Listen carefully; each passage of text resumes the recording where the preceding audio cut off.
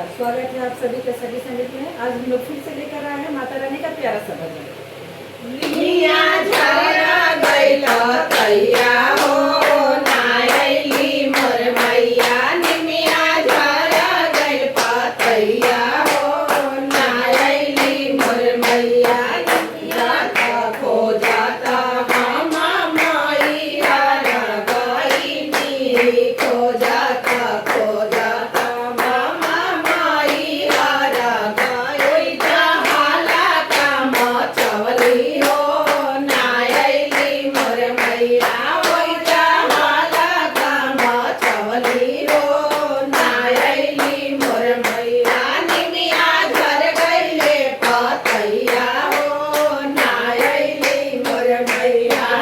जाता खो जाता गम बिना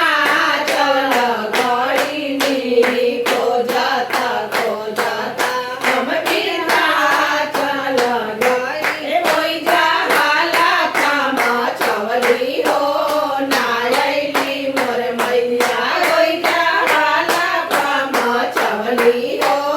नायली मोर मैया निमिया झर गइले पतैया हो नायली जाता खो जाता मामा